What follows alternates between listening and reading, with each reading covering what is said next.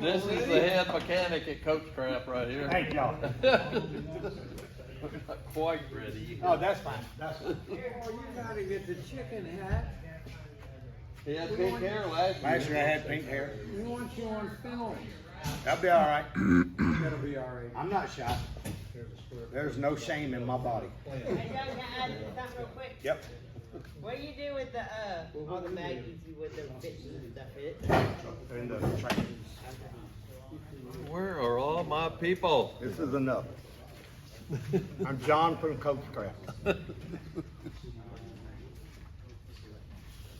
Brad heard him on looks. Head mechanic at Coachcraft.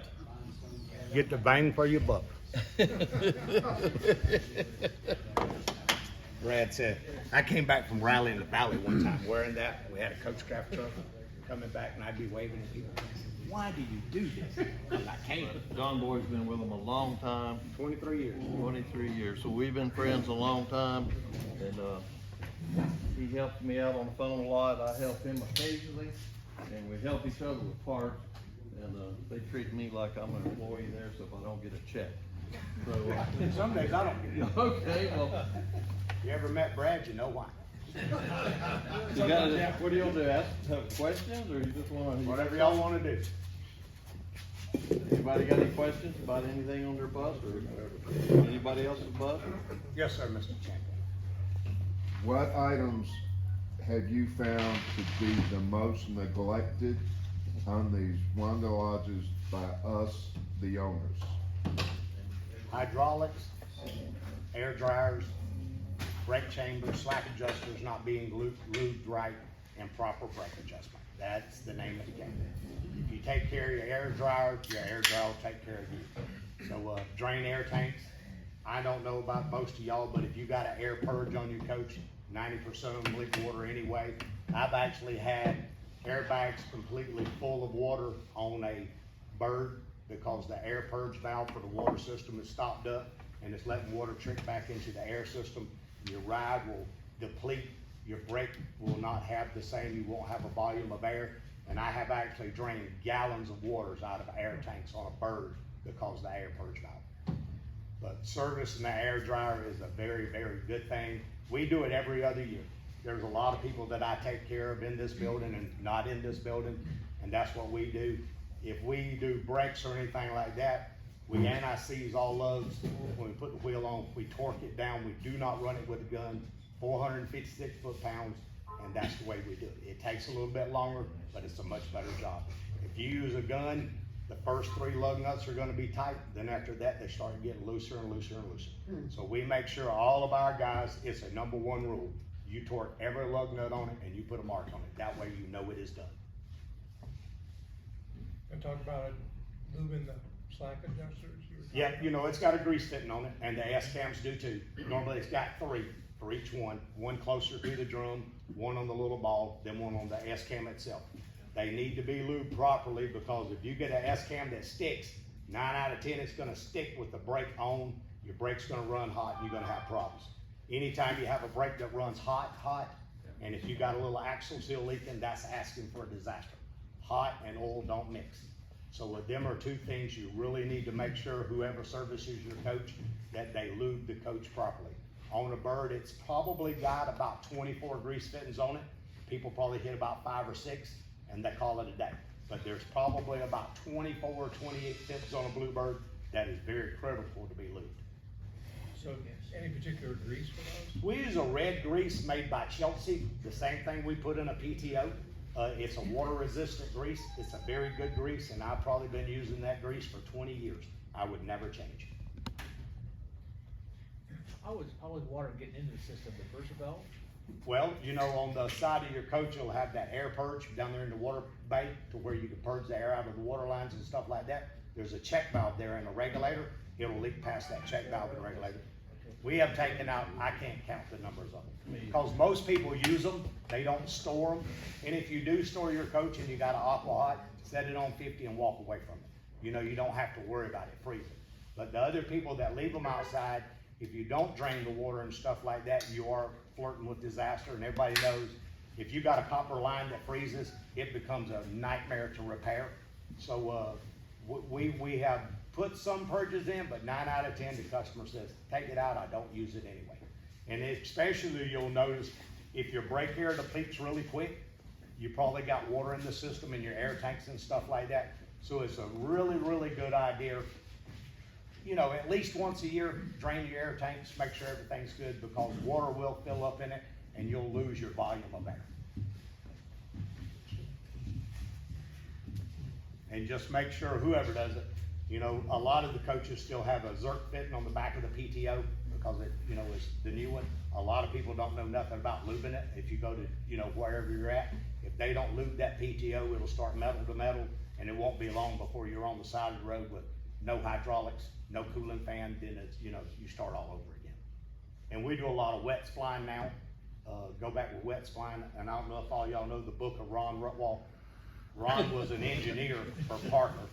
He said from the get-go, Bluebird used the wrong fluid in the hydraulic tank when you changed it over. So what we do is we flush everything out, and if we go with the wet spline, we go with ATF fluid in it, because Ron said that was the, according to Parker, and you know, he was a genius at it, that's what it is designed to run, not the ISO 32. Now, that PTO was on the LXs, LXIs, and the wide bodies were Series 660s. Yeah. So it doesn't pertain to a The lot of. ABs are on the back of the motor, along with the air compressor, that are a nightmare. Yes, sir. That grease fitting, where does the grease go? If you Into the grease that, spline. It goes into the spline, but how does it disappear? Well, it don't Like a disappear. ball joint or a fiber on end. Well, Where at would it go? the top of the pump, actually, there is a little release, and you fill it up until it pops out of the release. A lot of people will say as long as you give it 8 or 10 pumps, it's full. I've never seen that. If you put on a new one and you clean it out properly, you'll put a half a tube of grease in that thing beyond a shadow of a doubt. Now, when we do ball joints and kingpins, or tie rod ends and kingpins, we don't do it until the boot blows out. You just do it till that, like on the kingpin, you do it till you see a little bit of fresh grease come around the top. We do the same way as a tie rod end. You never overgrease, because overgreasing is almost as bad as undergreasing. What about when you do those kingpins, you try to take some pressure off of the wheels? No, sir. We No? just lube them with the wheel down, and it will lube with no problem. Is it bad to lube them with the wheel up? I mean, No. like if you have to, cause I No. had my axle up in the air and I lubed everything. Yeah, no, that's not a bad idea. In fact, it makes your life a little easier because you can move around. Okay. Yeah, I just wanna make sure it wasn't doing something. no, wrong. no problem whatsoever. So I've got a PT with the hydraulics for the fan motor and the power steering. For 36 years, it's been using 10W30 Mhm. oil. Yep. Is that good to go? That's what we leave in that one. Yeah. Yep. Now, you know, a lot of the newer coaches, the LX and the LXIs, they've had a lot of problems with power steering hoses busting midway the frame. You can't see it. It's an educated guess if it's gonna pop or not. I've had 3 or 4 that I have done due to them breaking. And it is a job. It ain't no 10-minute job. If you do it the way it should be, it runs down the frame, through the bay, or this, that, and the other. I had one gentleman that made a bunch of brackets and he brought it to us, and we ran it down the bottom of the frame and secured everything up. But we always do the pressure and the return line at the same time, and then there's another short line in the back. We run it at the same time as well. But them are things that are starting to blow on the LX and LXIs. You'll never see it until you know it ain't there. But, and it is a little bit of a job to do. Hell of a job to do. And it You ain't done fun one? if it happens at Walmart, is Yep. it, Jim? You can hang it on the outside of the coach off the window hanger. Well, I guess the best thing about us, we do have lifts. We can lift the coach up into there and walk up underneath it. It makes your life a whole lot easier. Now, the first 15 years I worked at Coachcraft by McDonald, we took wooden ramps and drove up underneath it. And if you were a little thick in the middle, it just made it a whole lot harder. So, but now we have ramps or jacks to where we can pick the coach up. We can put jack stands in it. We can take them jacks out from under it, walk off, and that bus will be this high and down. So it makes your life a whole lot easier. John, I hear you recommend all hydraulic systems. What oil do you recommend? On your coach, I think your coach still does the 1030. I use Dello 400 straight. On the engine, yes, on the engine, yes, sir. No, Dello 400, straight weight oil. I use 40 weight in. That's right. Hydraulic oil, I use 30 weight. Some people do 1030 or some do a 30. Either direction is fine. So that's And the- you always change your filters at the same time. So it's getting harder and harder to find, everything's a synthetic blend now?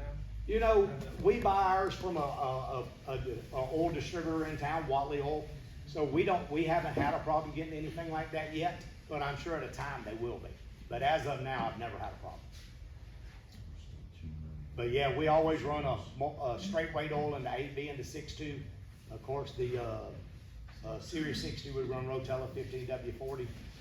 Mr. Carl there, he runs Valvoline Blue in his. So, you know, it's just whatever you feel comfortable with, but we've always put Rotella 15W40 back in our stuff, because it's readily available. On the 8B92, it's Dello 100 40 weight, correct? Not Dello 400. Dello Well, yeah, 400. if you actually read the back of the bottle, it'll say that the ash content is different, so you are correct.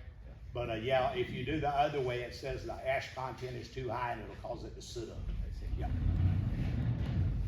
Yes, sir. Just a note on greasing, on the S-cam shafts, the grease nipple is closest to the brake itself. You only want to put 2 or 3 pumps of grease in that, grease that till it comes out. If you lube it to where you'll see a little bit come out right there at the S-cam, where it goes through the wheel, leave it alone. One thing, a little, because if you do too much, it's gonna get onto the brake shoe. It'll puddle up in your brake drum and then. And one thing you always do, and I make sure our guys do it, it takes 2 extra seconds, wipe that fitting off, lube it. Because if you try to lube it with dirt on it, you're just pushing a little more dirt in there. We make sure everybody wipes the fitting off before you put a grease gun on it. It takes, like I said, 2 extra seconds, but it's a much better job.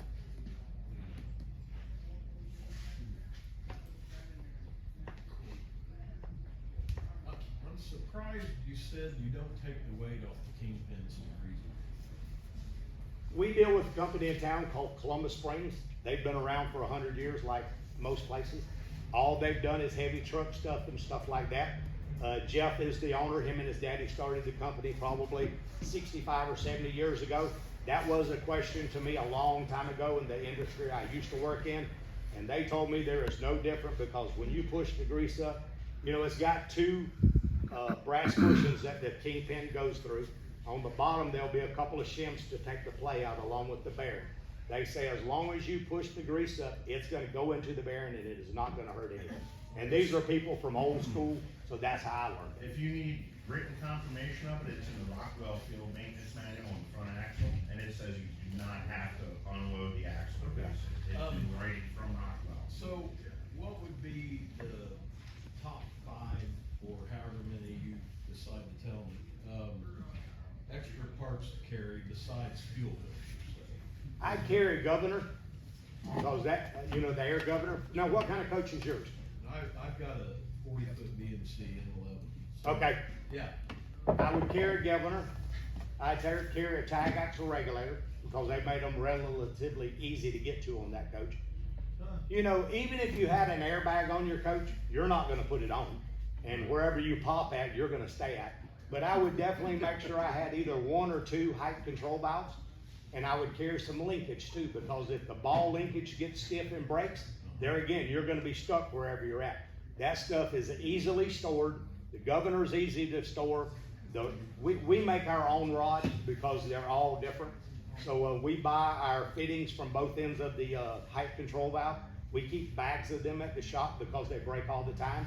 And but that's just, them would be the things I would keep on my coach all times. yeah. Because most people, you bring a bird in and it's like, where do I get that? But you know, 99% of all the height control valves are pretty much the same.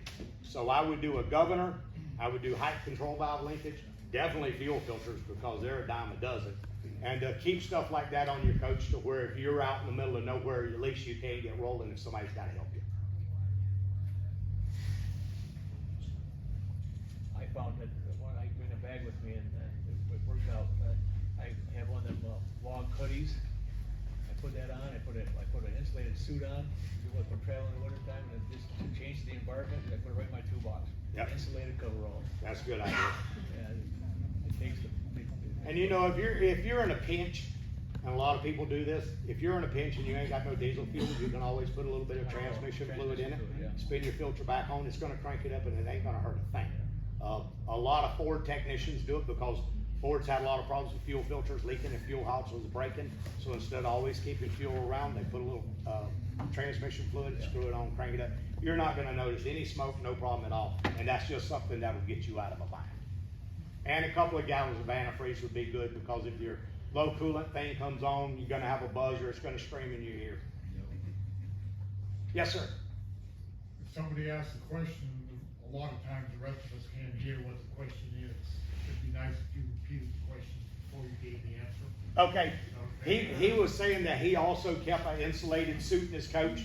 That way if he did have to get up underneath it, he would be prepared for the elements of wherever he's at. Just like him, he wanted to know the top, few items that would be great to carry on your coach. So we gave him the list of them things, but yeah, I will repeat the question now. Yes, sir.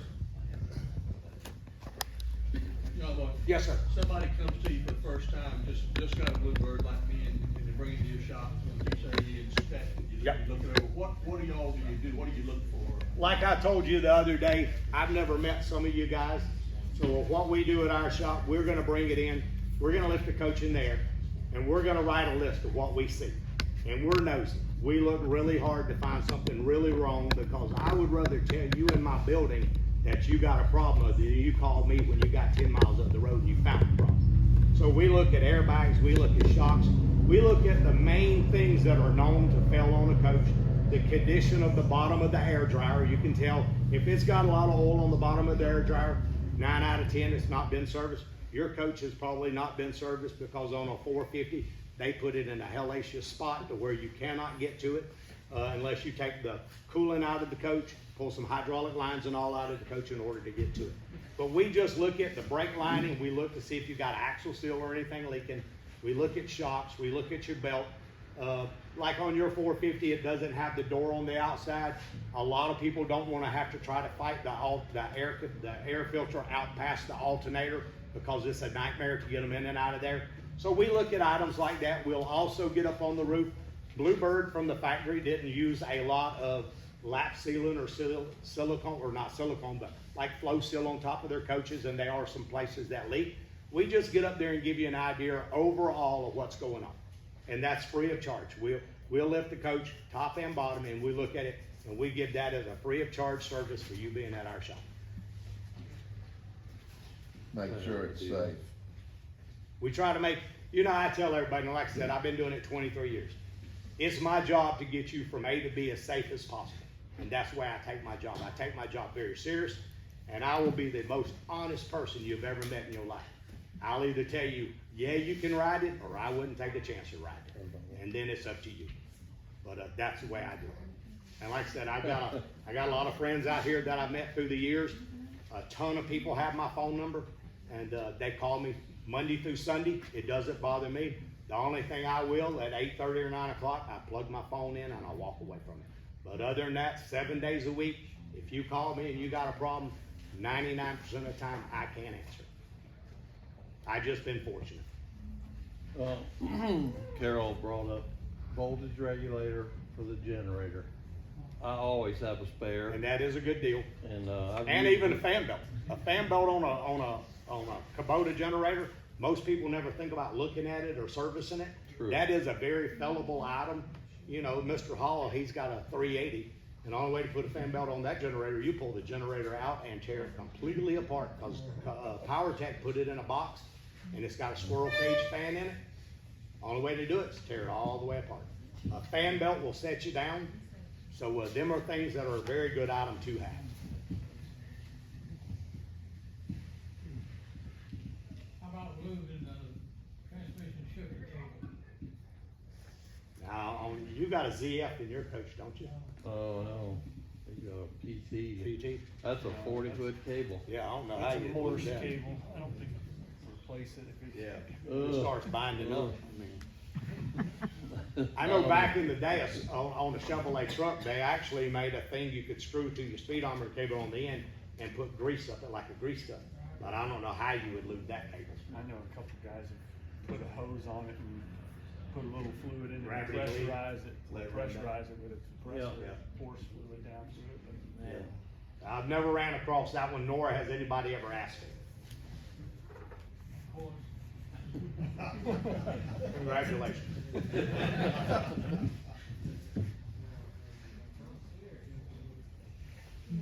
Anything else for John? I know he's got a full boat. We got about 4 or 5 more to go. But we appreciate all y'all. We appreciate y'all inviting us up to this thing, and we enjoy taking care of everybody that we can. And we certainly appreciate it. Like I tell everybody, we can't do it without y'all, and thank y'all. Thank you.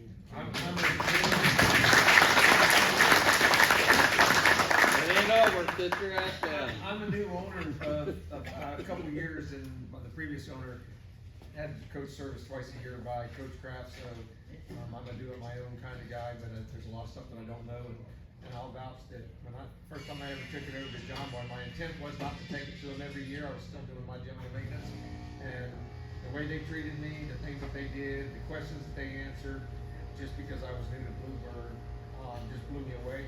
And everything he just talked about, they found a leaking wheel seal. My air dryer was leaking really bad, and it was actually obsolete. And so they put a new one of those on, and everything that they did was things that I'm thinking, man, if I'd have been out west somewhere, I'd have been screwed. And then I even used my own oil changes until I put it up on his lift and saw them do it. And I'm like, you can do the oil changes because it's on the lift, and it's a whole different ballgame. But everything that Johnboy said, I'll vouch that they treat you right. I guarantee you, if he tells you you need something, you need it. They don't fluff anything. It's you need it or you don't. And you know, and I appreciate that, I really do. There's a lot of shops that look at y'all as y'all are traveling by. They'll never be back. Not at my shop. We want you back. We want you back for any reason whatsoever. Mr. Kaiser, he comes and hangs out at my shop. Mr. Champion, Mr. Kaiser will stay with me a couple of weeks after this WOG. He lets everybody that we really need to get in and out. Then we take care of him and Miss Patty, and we get him on the road. Mr. Kaiser called, he needs some things, I make sure I got it when he gets here. Mr. Large was the same thing. So when he rolls to my shop, we already know what he wanted, so we've got it, and therefore if we need something else, we can get it. You mentioned putting anti-seize on the WOG gun? Yes, sir. Does that change the? It makes it a lot easier going off and on, and when you're tightening it up, it won't bind as bad, so you'll get a true torque. And copper anti-seize is a better heat resistant than the silver anti-seize. The benefit of silver anti-seize, by the time you get home, you'll have it in your ear, on your ankle, and everywhere else. Copper ain't as bad. But we use copper anti-seize on lug studs and stuff like that. A lot of people, when they put a rear tire on it, they don't line the valve stems back up the way they should be. They just throw them and go. And like I said, we don't hit any tire with a lug gun because you do not know the torque. We got a torque wrench and a torque multiplier. You put it at 456 pounds regardless. And we carry lug studs and all that because they will work.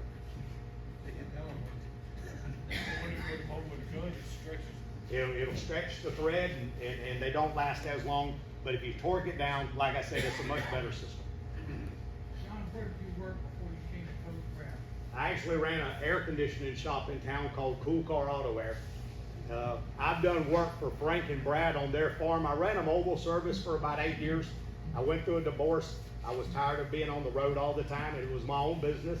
It was called Rapid Response Mobile Car and Truck Repair. I would go 150-mile radius to wherever anybody called me, I would go. And I met Brad by working all of their semi-trucks and stuff like that.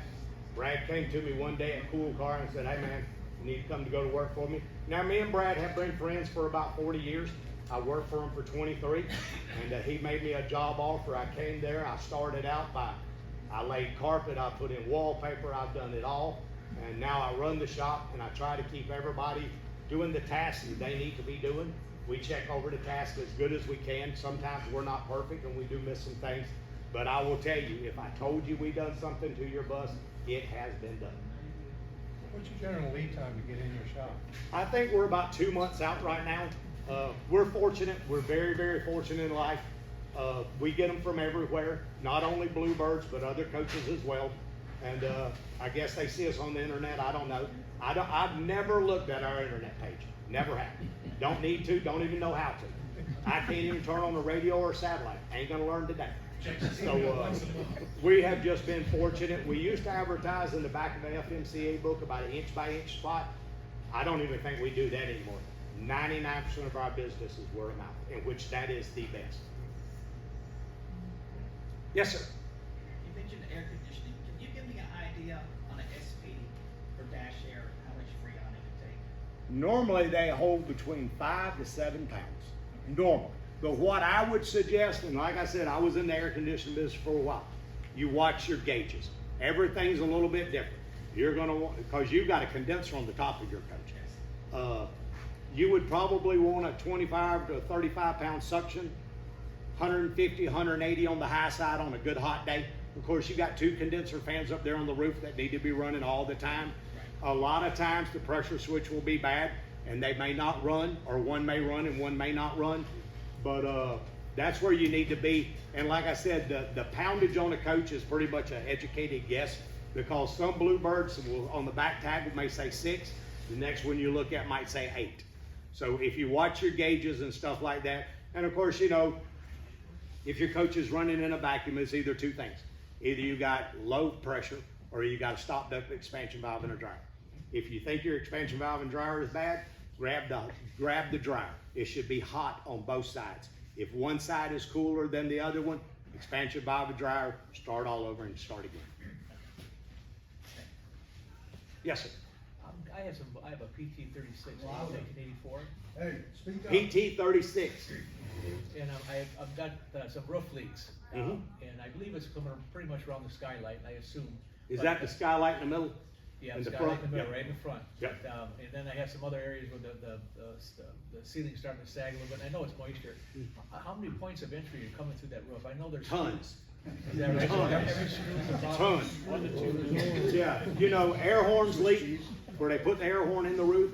You know, they say that most of the stuff in a Bluebird is supposed to be in a rib, so the rib acts like a rain gutter. That's a lie. Okay. Half the time they're not there. So we got a huge fan, and what we do, we build boxes. We'll tape up your windows, we'll tape up your rain gutters and your door, and we put air into that coach. Then we get on top of your coach with a backpack sprayer, and we spray it. Wherever you start seeing bubbles, you just take pictures of it, and then you go from there. I've actually seen on a prey boat that we do a lot of work on, the marker light on the stop bottom by the rub rail, I've seen it blow bubbles right there. You know, I had one man tell me, oh, you'll blow my windows out. It won't blow your windows out. There's not even a shot at that happening. But you can go around your windows, rubbers and stuff like that. And like I said, we do a backpack sprayer, and we put Dawn dishwasher detergent in, the best water leak detector there is. And you just spray the coach. And wherever you see bubbles is where water is getting in. Marker lights are bad about it. Marker lights really bad on a bird, especially the end caps. They're really bad about leaking. But yeah, on top of a coach, there's tons of places. And maintenance is the name of the game. And that's why I said, you know, a 3E's bad about that, and a 450. They got that rib that comes across the side that put the coach together. The rivets will pop out of them. Mr. Parker, we started doing his work last year here, and he comes back twice a year. Just about every rivet on his bird was popped out of it. So we took it all apart, cleaned it all up, put it all back together, and we go back with a repair rivet that's made by J.D. King, and it's made for coaches. It's a little bit longer, and it's got sealer in it. So when you pull it down, it seals the rivet to the coach. And you have to go that extra mile, or else I'll put a rivet in and it might leak. The rivet I put in, it ain't gonna leak. J.D. King? J.D. King, yeah. John, do you do any road service now out of Coachcraft? It's rare. You know, I have had to go here or there to do something. We do not advertise that. They have talked about it in the future, about maybe doing a road truck. The only bad thing about a road truck is you're gonna probably make 2 trips. One to really find out what's wrong with it, and the second one to fix it. You know, you could have every part out there in your bus, and you ain't got the right one you need. Especially if it comes to a fitting of a brass fitting, you could have $100,000 of brass fittings, and the first time you need something, it ain't there. But the other thing, like Mr. Champion brought up, hydraulic hoses. I know they've been there 35 and 40 years and they look okay. You really need to pay attention to your hydraulic lines and stuff like that, because when they get of that age and they start breaking, you can grab a hose and just break it in half, even though it's molded the way it's been for 35 years. But when you take it off that bus, you can just crack it in half. Especially water lines going to an air compressor on the back of a coach. If they've never been replaced, You need to get it replaced because it will break at the most inopportune time. Me and Glenn Rogers, Randy knows him, we were on the side of the road one night working in Macon. Dr. Paul Ward's coach, great guy. He blew a water line, so me and Glenn had to go over there. Well, Glenn's a little thick in the middle, so he couldn't do nothing but kind of hold the batteries up for me. So, and I don't have no common sense, as y'all can see. So we're working on the side of the highway. These cars are running by at 100 miles an hour. I put a white board up so the wind wouldn't just blow me out from under and on the back. So with a greasy finger, I wrote, "Help me." And I just slid back under there, and by that time I hear, "Ooh." And I looked, and there's some black patent leather shoes come walking up. And I slid out. It's the highway patrol. They thought Glenn was broke down and needed some help. So, you know, you gotta cut up some, but them water lines will set you down.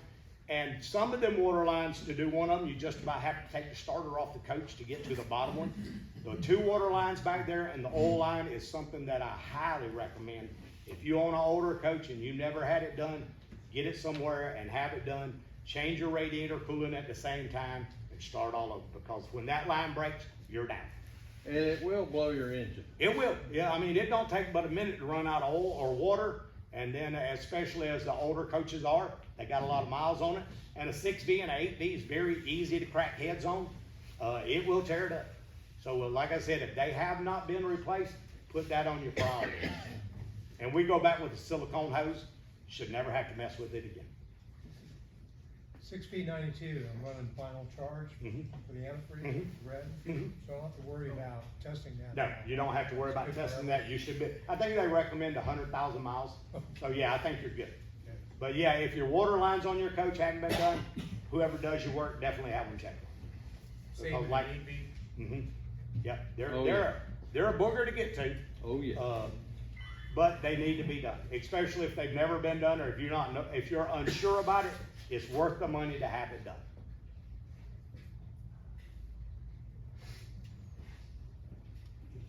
What about you, located? I know that's. We're about 45 minutes from here. We're in Columbus. We're very fortunate. We're not far. You know, tomorrow I'll probably be up here for a little bit, making sure everything goes good. I'm supposed to have a family reunion tomorrow. I hope I don't miss it. It's at my house, so that would be a bad thing. Especially for my wife, or for me, should I say. So we're gonna try to stay as late as we can tonight to have everything buttoned up, but we're about 45 minutes from here. We are off the beaten path. I mean, you don't pull off that highway and get to me. You gotta go down Pig Trail, but I'm there. We're back in an industrial park, and 99% of the time when you're at my building, you can stay plugged in it. And what we offer is you leave between 7:30 and 8 o'clock in the morning time, come back at 3:30, 4:30, 5:30. We'll bring your coach back outside, plug you back in, and you have now became security. They don't want you in the coach when they're working on it. Yeah, legal reasons. We ask you to leave. Now, if you come back and ask questions all day long, I got all day long to talk to you about everything we see. And if I run into a problem, you'll be the first person you hear from. So you need to come on back to your coach. Let me show you what we found so we can just keep on rolling.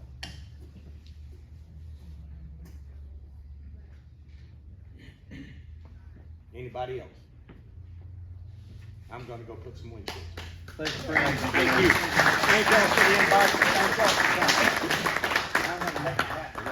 coming. So you guys covered most of all those common questions, so let's talk about a few other things. Just want to show you this, and I'm missing a couple of pieces. This is a floor in the bathroom of an LXI. When we put a different toilet in it, we drilled down through the floor. This was on the bottom, metal, marine plywood. There was a piece of cork also, and then this plywood was on top, and it still has the mastic on it where the tile was going. All that is your floor. With there was another piece of metal in there, and the cork. Try that in a Winnebago. That's amazing. Talked the other day on the forum about wheel studs. That hard-headed guy in Florida. My Snickers buddy. God, he's hard-headed. But anyway, there's some, this stud, it doesn't have this protrusion. This is for a steel wheel. Inner on the back, drive axle. Aluminum wheel's thicker, so it's got this little protrusion to center itself in the wheel. And if you put that on a steel wheel, it'll bottom out on the brake drum before the wheel gets tight. And that's what he had down there in Florida, Glenn, whatever. Bill Pape was with me one day, and we bought a coach, I think an 85 FC at Camping World in Dothan. And a trade-in, they didn't want it. They called me, I bought it. Bill wanted me to get it, and it clunked all the way home, 50 miles. You can hear that. They had put steel wheels on the inside, put all the wrong studs in it, lug nuts, inner nuts. And we got it home, and then we put the right studs in it. But it ruined all the, the main studs in the hubs. So 10 studs on each side, lefts and rights, new inner. So if you start mismatching wheels like the guy in Florida did, you run into trouble. The BMCs have a steel on the inside and aluminum on the outside. Yours does, Tim, or is it aluminum? I think we said it did. I told you wrong. It is. It's steely on the inside. Well, most BMCs are steels on the inside, aluminum on the outside, and as well, LXs. LX has a steel wheel on the inside. So they take a different thimble than this. Is that the same if it's hub pilot? Totally different thing, yeah. Totally, there was only one nut on there. You only have one nut. Well, it was like The a wheels washer. just stack on, and then you just put the outer nut on. One nut, no inner outers. What year's your coach? So it probably has the other nuts. What about the LXIs? Are they all aluminum? What year? 98. 98's gonna have this style.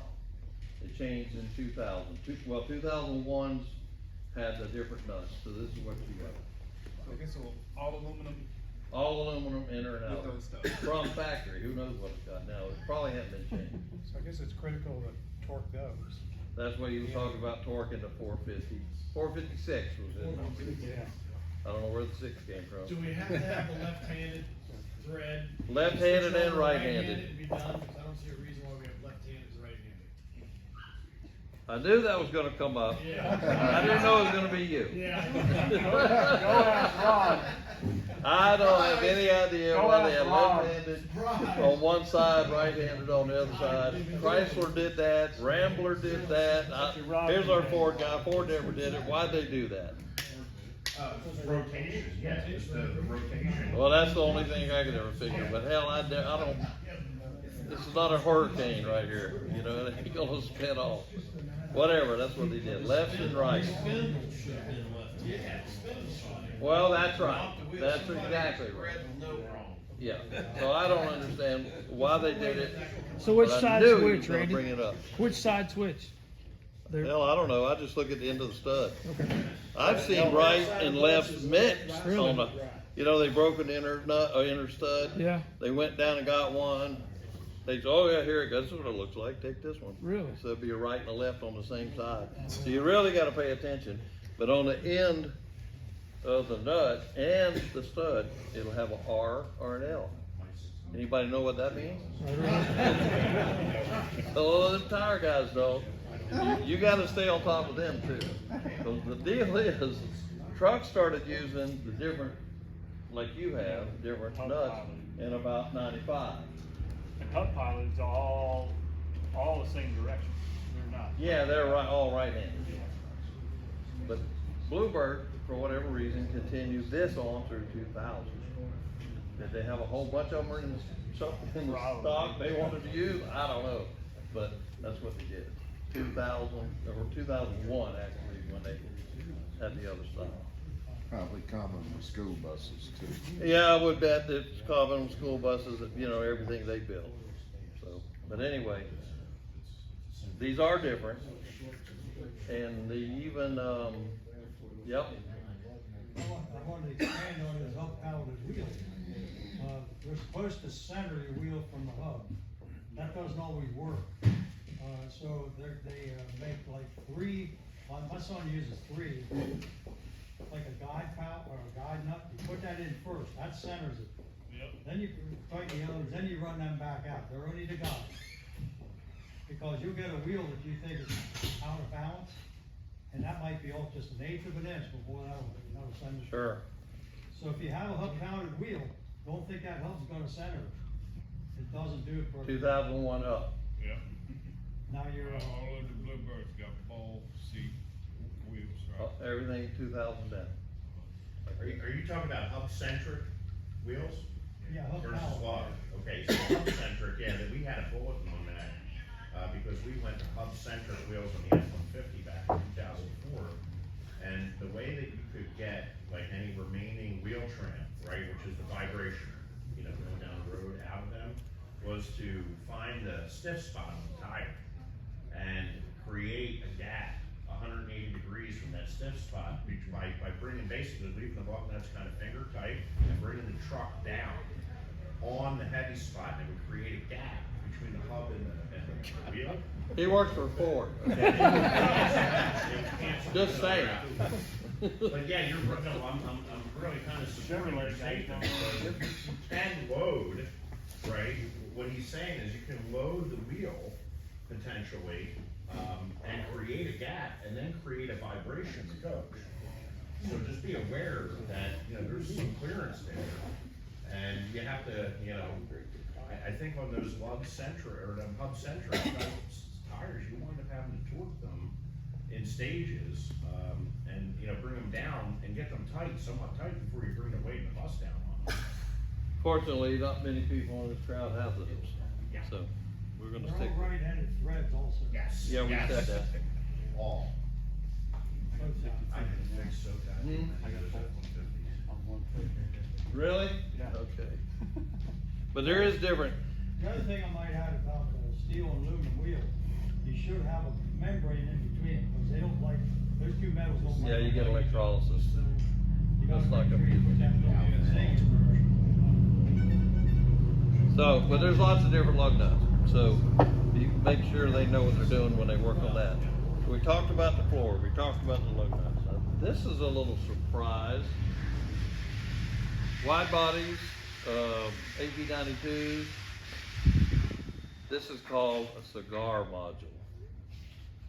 Very rare, very hard to find. All of you got them that have a series, no, 8B92 in a wide body. This is up behind the breastplate in the front. This makes the transmission talk to the engine. And sometimes you have a transmission that's acting really stupid and they can't figure it out. Most of the time it's this. Doesn't happen very often, but this is a real rare part. Cigar module.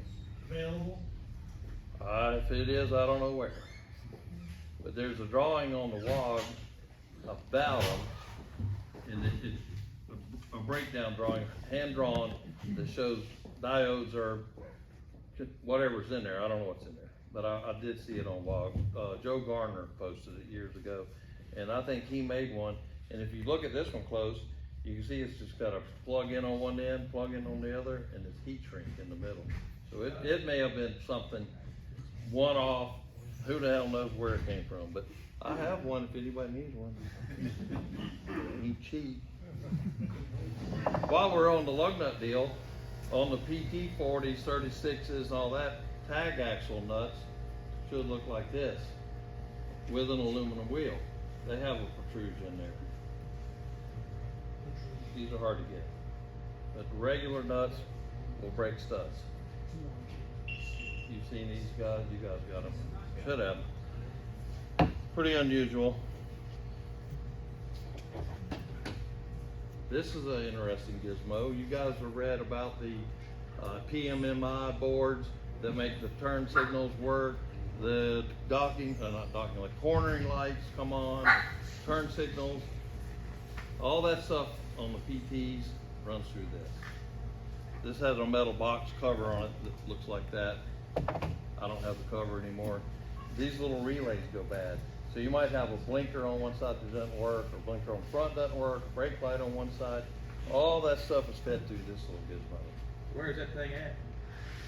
That's a good question, because this one was behind a drawer in the middle of the dash, way back up under, screwed to the top of the dash. Took me a day or two to find it. Cause they put them in different places. You just- I've seen them behind the swing out headlight door, you know, I've seen them in there, and that's where I looked for this one, and couldn't find it, and we took the coach apart and finally found it. Mine ain't got no lights, so we just have to ride in the daytime. You don't need lights in Alabama. Well, that's true. So maybe I didn't look for one of them things. So one, it was hard to find, it really was. But one of these little relays is bad, and they are available, you can find them. Somebody just the other day found some on eBay, I think. And you can solder it in, and we have taken unsoldered one, soldered wires in those little holes, and put a Bosch relay on the outside, you know, the square 1-inch guys, and you know, road fix, whatever it takes to get home, right? And but this board is not available at all. Now, on this particular coach, we made a whole board with Bosch relays to replace all of those 8 relays, and wired it. And, oh, well, Chap did it, luckily for me, he was available. But and then put it back in the hidden position above the drawer, bottom of the dash. But there's talk about this on the WOG every now and then. And I think the ZF has a similar thing, doesn't it? Yeah, those are really reliable. And all of those are, some are normally open, some of them are normally closed, but it acts just like a Bosch relay. So when you get in trouble, you put a hard wire in. Jeff had so much trouble, he built this octopus of 10 of them, I think. Wires everywhere. Also, if you try to get those out, it's a robust little printed circuit board. And your iron, you gotta get hot, and all the foils are starting to fly on you. So it's really fragile. The board, they're solid. But yes, those with the ZF, all of that runs through there, meaning cruise, all your safeties for your park, Brake lights run through there, cruise control. lights, retarder. Yep. So there's another board, so there's 2 of those that have ZF, and the SPs, the late model. 87, 89 SP. And Very reliable. you FC never and think to SP. know that. But on the earlier FCs, they were just big 4 relays hanging out in there. Yeah. Doing crazy things. Is there anything other than relays, or is there other circuits that you run? There might be some diodes for the. Well, I know, some of the versions, not the latest ones, but they have relay packs in there. And I See? know, I saw Randy, on TV, is there some of them, somebody they have that's solid state known for and fixing boards like that, owns the WOG, or there used to be like Dinosaur? I don't think Dinosaur does anything with this. I don't know that. No, There's also a DCP relay. chances are, when we did this, Chat figured out which relay was bad. I don't know, I don't remember. There was a lot going on in my world that particular week, and Chat just took over, and he went and made one, the whole board. All new relays, Bosch. So it's new. Oh, yeah, and that's what I would do, because Bosch relays everywhere. Yeah. well, I mean, Like you can have bad people on the board for nothing. You got Oh, yeah. So I think, Bill, this box is under the window in the wall, right, on a FC? On the FC, they're behind the grill, behind the left inspection under the driver's side. There's just 2 boxes, 2 silver boxes. Yeah, They look the like box there's looks like gold that. in them. They're really well made, but that printed circuit board is not.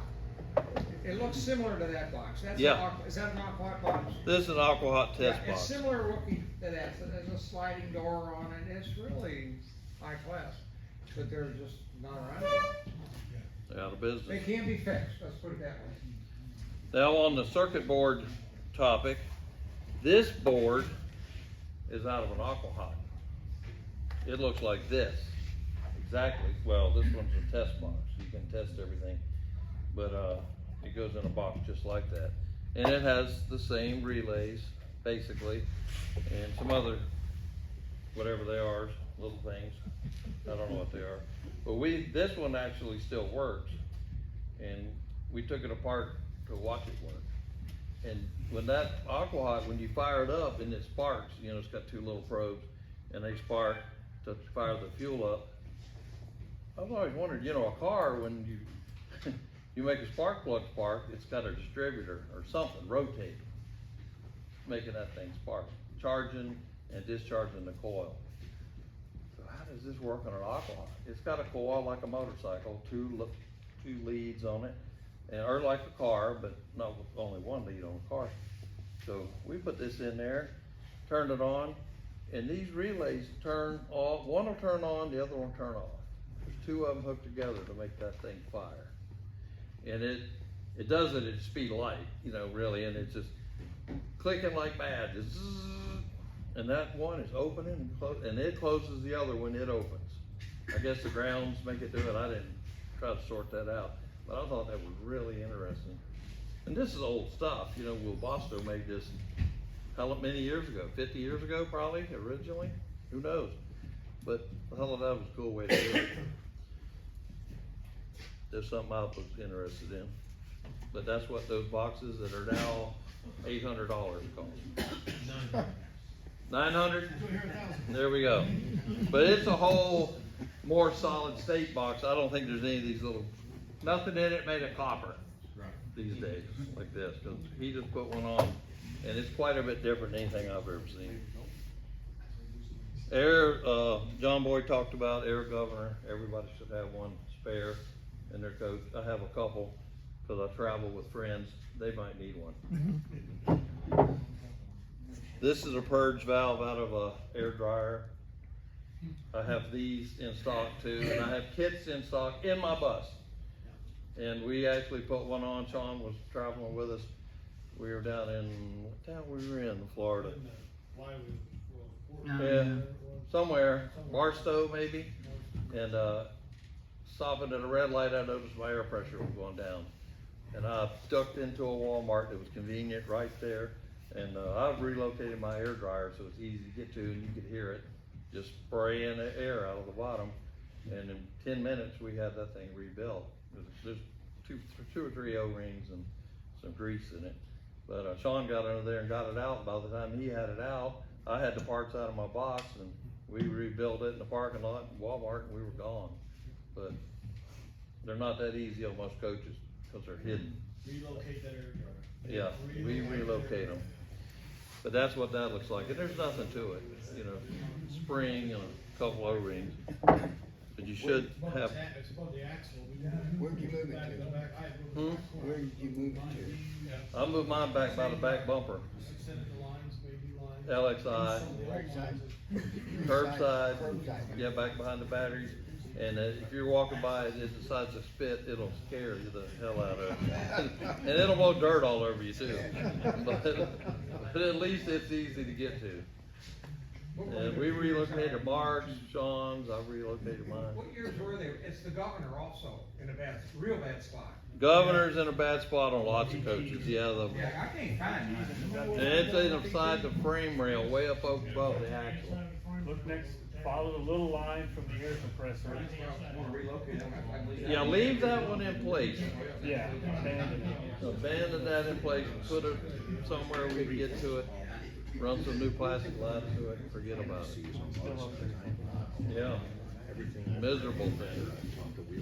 What else? Oh, the test box for Aquahot. Randy, while you're on the air governor, in my case, you know, we're running from 90 to 120 pounds. You know, everybody knows the braking isn't the greatest in these motorhomes. I run mine from 100 to 130 pounds. You can adjust that right there by taking a little. You sure can. Might wanna run that by them, how they do that. Adjusted it? Still 17, 16 Well, you unscrew this cap, and the old ones all had a rubber cap that popped off, but that's ages ago. But this unscrews, there's a stud in there with a lock nut. The stud's got a slot in it. Hold the slot with a screwdriver, turn the nut in. It increases your air pressure in your tank from your compressor. You'll have better braking. So how's your braking with that? Oh my gosh. Night and day? Yeah. Because you might be running at 90 pounds, just ready to come on. Right. But now it can only go down to 100 pounds, so it makes a big difference. Huge difference.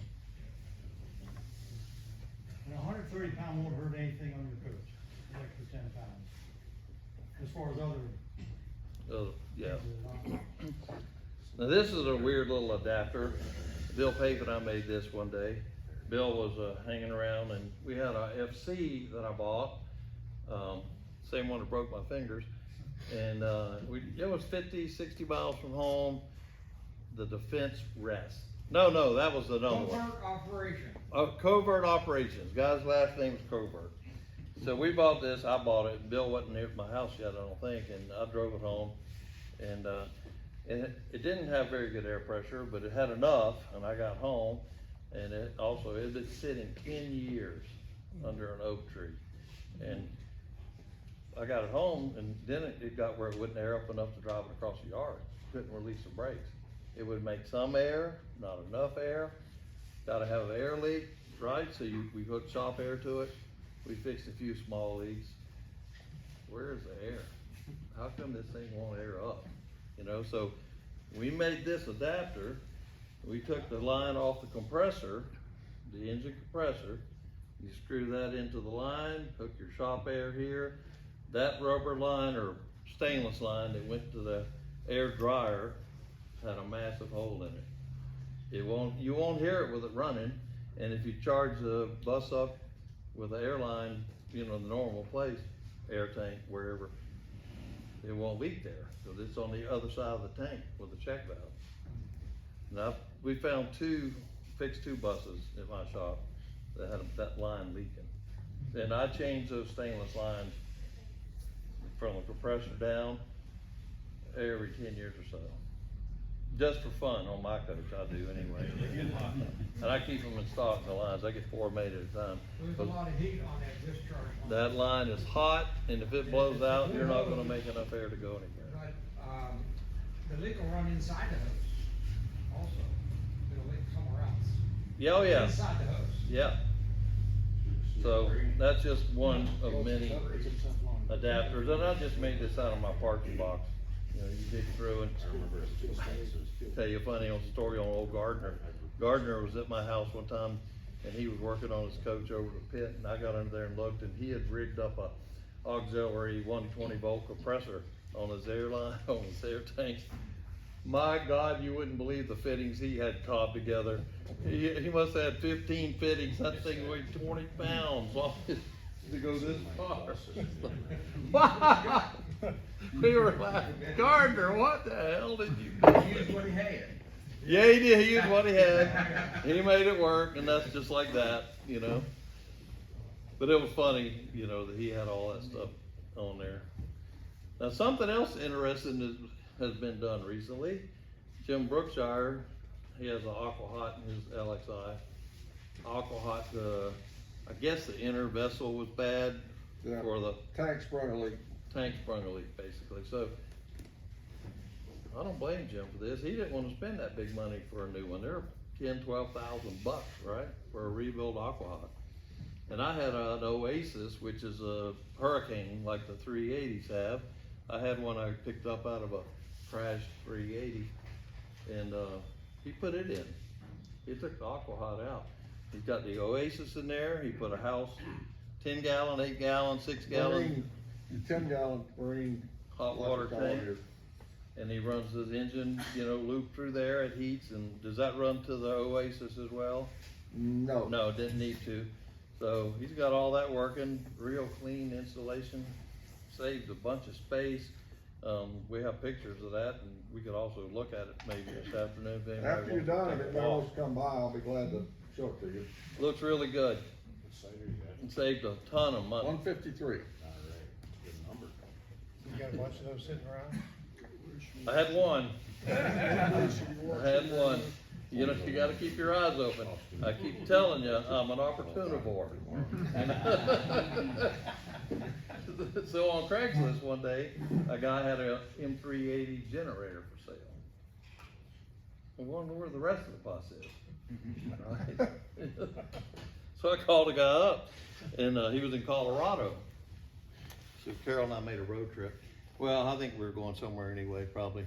So we go to Colorado and go to this guy's place. He's way out in the grasslands, the hills and the grass, and really interesting old guy. And, yeah, probably my age.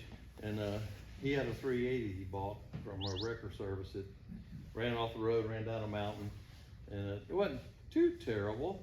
And I bought the generator, and I bought the Oasis, and everything I could get and put in my car, you know, to haul home. But I guess he still got the rest of it. But so that's where that came from. We took it all out in Colorado. I don't remember the name of the town. Yeah, anyway.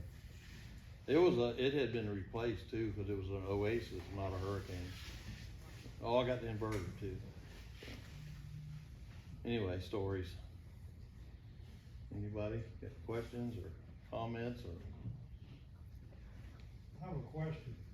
Where's the little, inverters for your dash lights on the LXIs at 99? Where are them little boxes located, do you know? No, I don't. Never really look for them. I don't drive at night, so I don't care if mine work. But, I can figure where they are. I have a 99 LXI, I replaced them. Speaking of that, anybody have a source for those little blue cubes? Dan, I think, was working on something on those. So before we get too far off, where are they located? In the generator compartment in front, you open the side door above the roll cage. Yep. That makes sense. You got that? Where's it? Above the generator radiator. Oh, on that side, oh, okay. On the underside. Roll cage, okay. Yeah, the original ones that mine were white, little paddles. Yeah, they're different. They're not blue anymore. It's a little white box. Right. And Dan had some of those. I know, because I sold them to him. But he may not have them now. They were blue on older coaches. You're correct about that. So what? Oh, Snake Bit. What did you have? Huh? You had a question About the 110, them blue ice cube, 110 volt. Yeah, inverter. For the, yeah. Dan had some there. he was at my house the other day, and he had some that we were trying to make work, and didn't succeed. Yeah. I do have a bunch of them that I picked up, but I gotta get with Coachcraft, and I was talking to them, and they were gonna try to help me out, seeing if they can get them to work, and if they do, of course, they'll know real quick. Yeah, the biggest problem though is those dashes can short out, so if your dash is shorted out and you keep putting an inverter on there, it's just gonna blow the inverter every time, so. That's what we did. Yeah. I had a dash out of something. Can you check it with an ohmmeter or? God, why didn't we think of that? I think you can, if you get on that, there's two buses, they call it, that wrap around that whole thing, it's basically a copper trace that goes around that entire panel. So if you can get across there and make sure the biggest thing is that aluminum plate that's in there, that they're not shortened to that it's sandwiched to. It's a sandwich, and the little inverter is 12 volt in, 120 out, but it's like 400 or 500 cycles. 500 to 900. The product used to have a substitute years ago, and I think that dried up too. Well, I mean, mine intermittently works, so I mean, if it's shorted, maybe it's intermittently shorted, but. It could be. Well, It could be the rheostat. Yeah, so it goes through the 12 volt, so they rheostat to 12 volt and then it goes into the inverter to 120. Right. So why would that have to have so many cycles? That's how they dim it. Oh, that's the dimmer side. So it goes between 500 and 900 hertz to create the brighter dimmer. Okay, 'cause I've told the story a bunch of times and everybody said it wouldn't work, but it did work. And I had a 84 PT40. The blue lights were not working. And even back then, this was 25 years ago, it was hard to get those inverters. Okay. So I went and bought one of those little square inverters. Hell, you can buy them at Walmart now. Little plug-in things, you know. And I hooked that to it and it worked.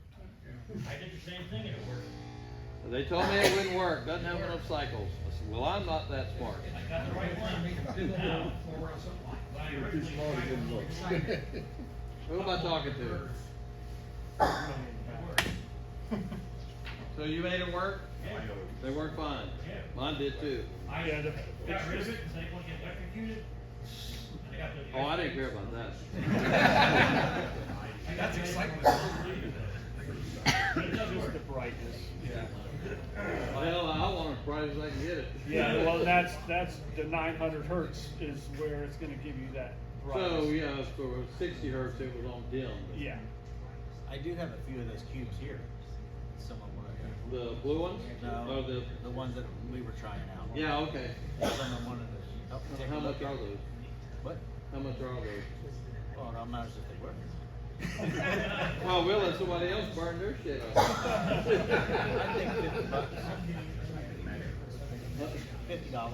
$50. $50, so he had some, and when Dan was at my shop, and we were trying to make them work, but I had this dash, and I don't even know what it came out of, or why, and, so we were hooking them to that, you know, with a bunch of little jumper wires, and we made some sparks. Yeah, a little bit. Randy, let me bring up something that happened on my LX. I talked to you, I think, somewhere along the way. My LX wouldn't go out of first gear.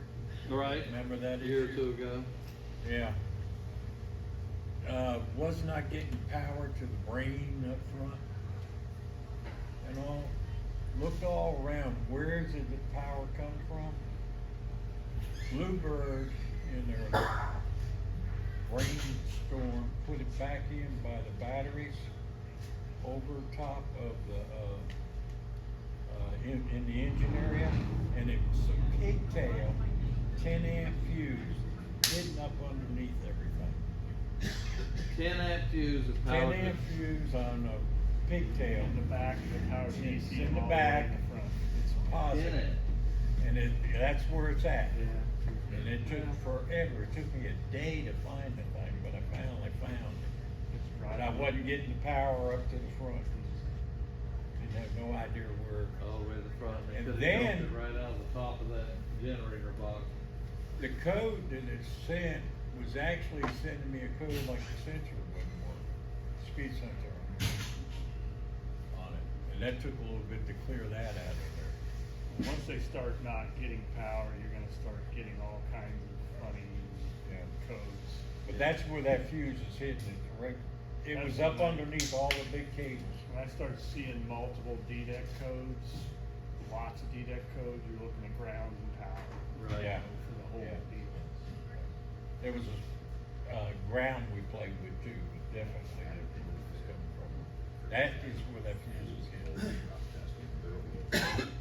Do you wanna talk about, some of those PowerTech generator regulators that are way in the back that you can't get to?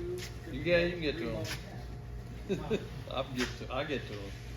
What are, some of them are this way, some of them. Yeah, some of like that was a 93 or 4 wide body with a PowerTech generator. The regulator's in the box on the back behind the valve cover basically, and there's a little air muffler, and then there's a box with some breakers in the side stuff. That's where they hide the regulator, voltage regulator. And some of those boxes got reversed when PowerTech built them, and the cover won't come off. You gotta pull the generator out to get the cover on. Most of them, the cover will come off, but some of them are backwards. And Mark? First thing you gotta do is remote that son of a gun. Well, Someplace where you're can right. access Once you get it out, you remote it. But I've changed a bunch of them without pulling the generator. I got long arms, and you know, I changed one in a truck stop parking lot one day on a hot day, and because Carol was not gonna be hot. And we changed the regulator. Does it slide out with the generator frame? Yeah, no, it comes out with the generator, but it is a reach, and there's some little screws and the wires Some are for it. almost impossible. We got talking about remoting the dryer, maybe the Bendix, cause they're a bad spot on some of it. And some of these PowerTech, you cannot get to that thing. I mean, you're gonna have trouble sooner or later.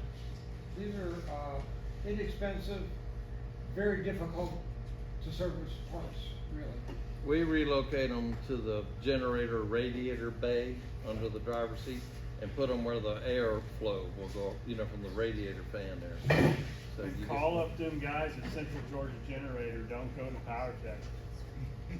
I get them, the regulators? Yeah. I get them on eBay. Yeah, you can get them on eBay, but you know, Central Georgia Generator has a regulator that'll work on almost every one of those PowerTech. I put one on mine. worth buying. Yeah. Yeah, It's sometimes you actually get the. better, ramps up and stuff, when it ramps the voltage up, it's pretty neat.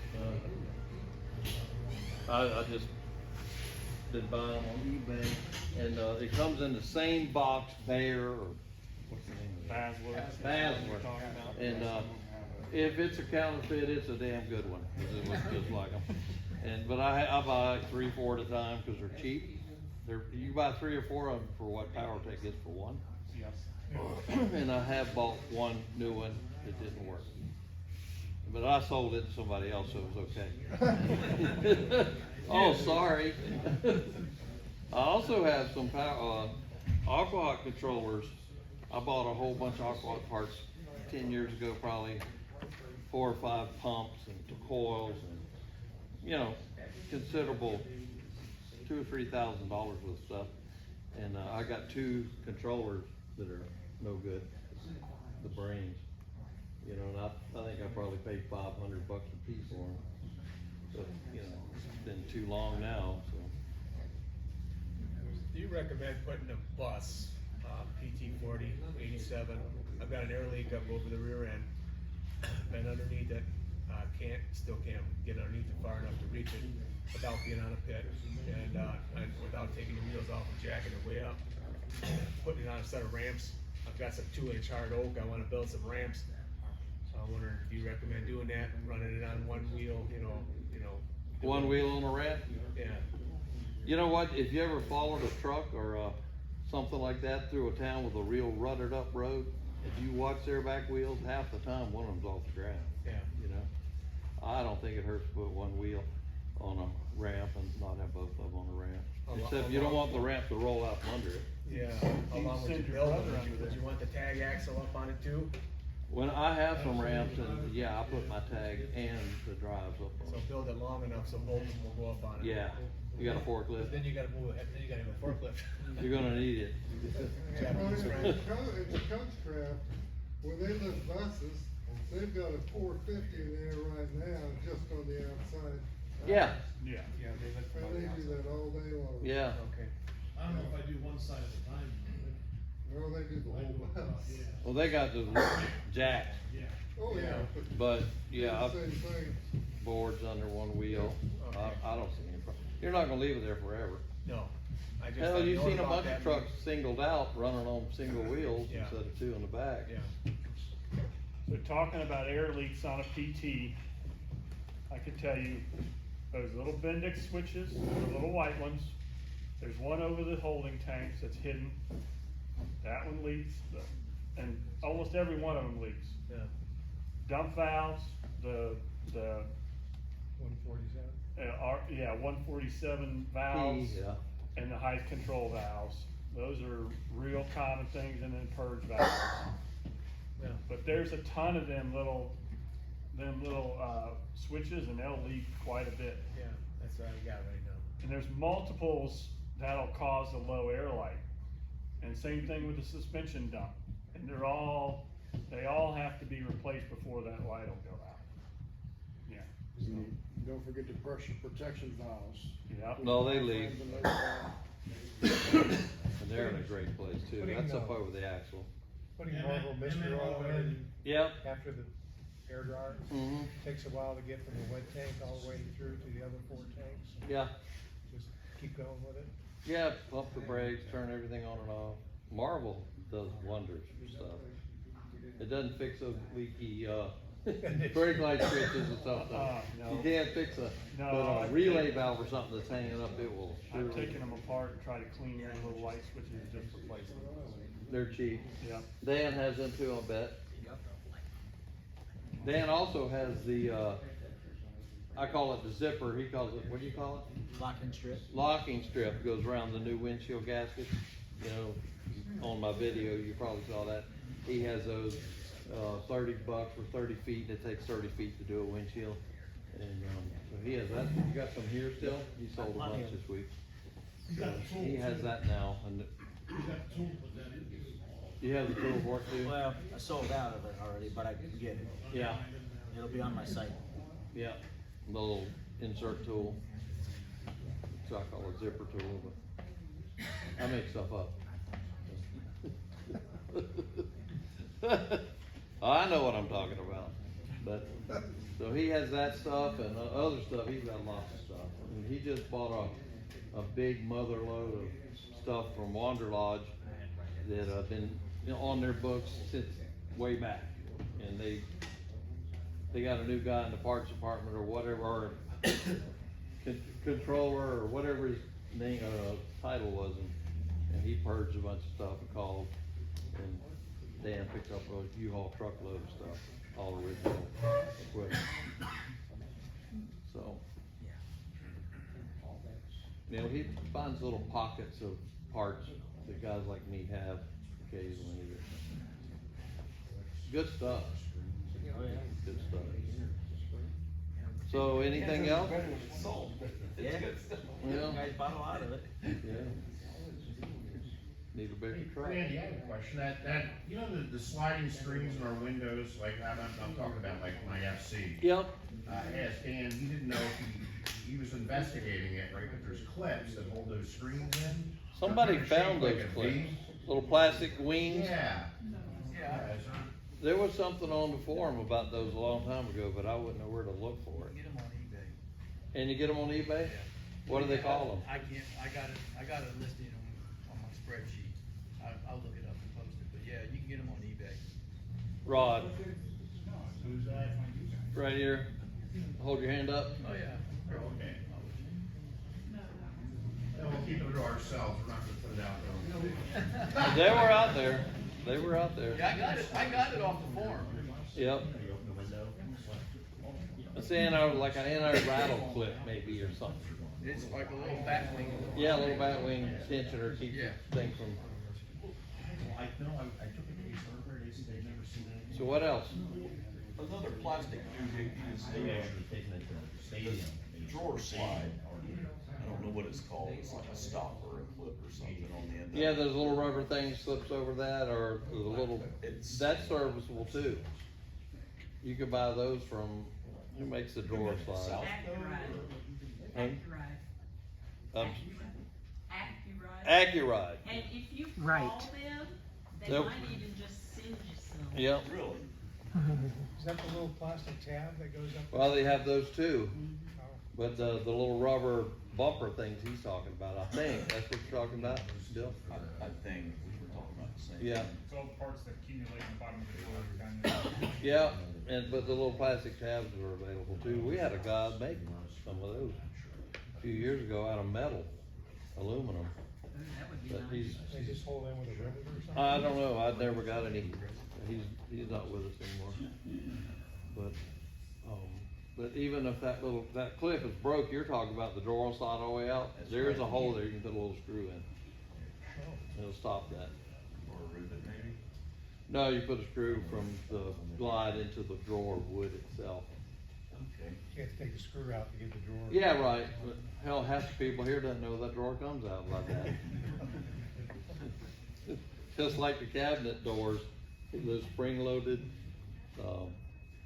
hinges, you know the ones, you don't know the ones. So, there's a little latch on those, you can take a door off right now. Just clip, they're off.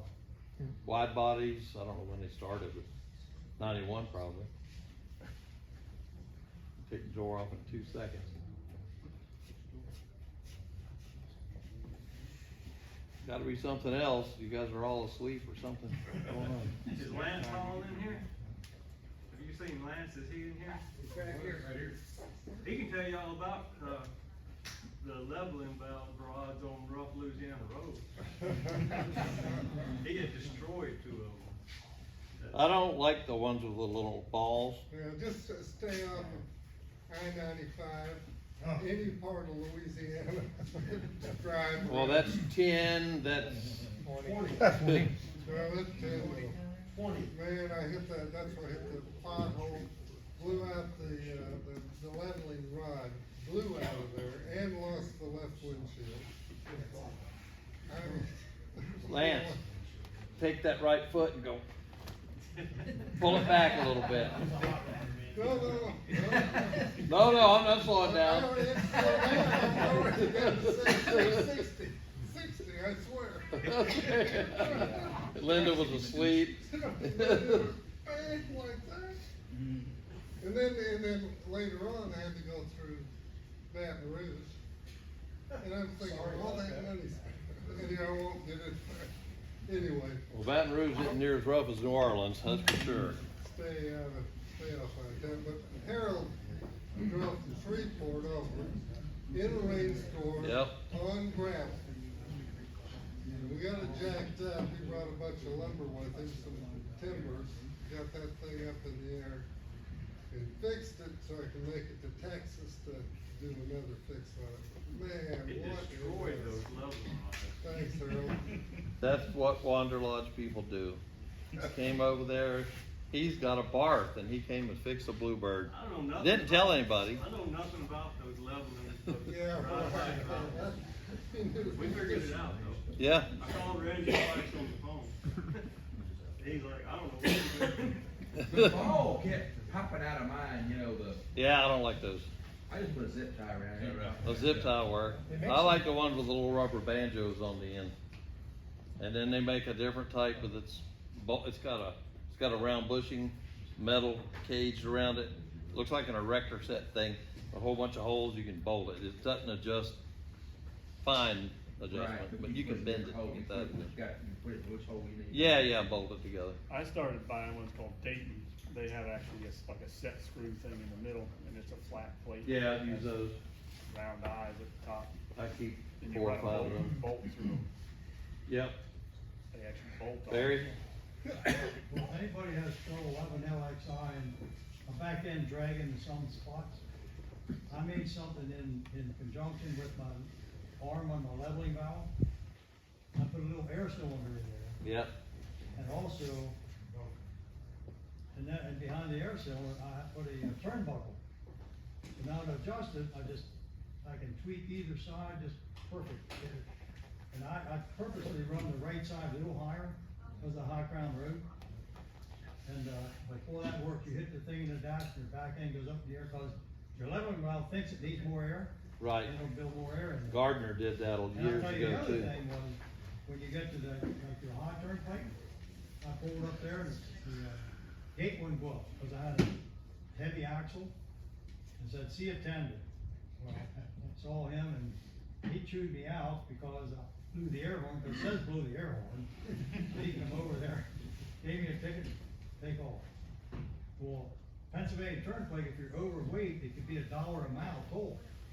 Oh crap, if it's that way, I'm not gonna be able to afford it. So I got off the next exit and like 5 miles up the road, it was only 50 cents. So, oh, I can afford this. Anyhow, I pull up and there it is again. No one, always had the easy pass, so I didn't know how to read their stupid ticket. And anyhow, the trainer come out and said, well, 50 cents. I said, I wanna get back on and go west. Can't get back on and go west from this section. Gotta go up around the next one. I said, well, is there a guy up there? I said, call him, tell him I'm coming. I'm gonna get chewed out again. He told me, he said, the Greyhound buses and you motorhomes, we have so much trouble with, we just accept yous and let yous go. Now, when on the way coming back, what I did was, this button I have on the dash, it also, besides raises the back end, it also bypasses the tag axle pressure valve, puts 120 pounds back there, equalizes the weight, pull it up there, gate goes up, got the take off, we go, hit the button of the dash, and settle down off the way. So it equalizes the pressure, so it uses it both ways. Pennsylvania Turnpike, because it equalizes it, I saved like $40 total, because I was getting a heavyweight axle there also. Note to self, don't go on the Pennsylvania Turnpike. Yeah. There's other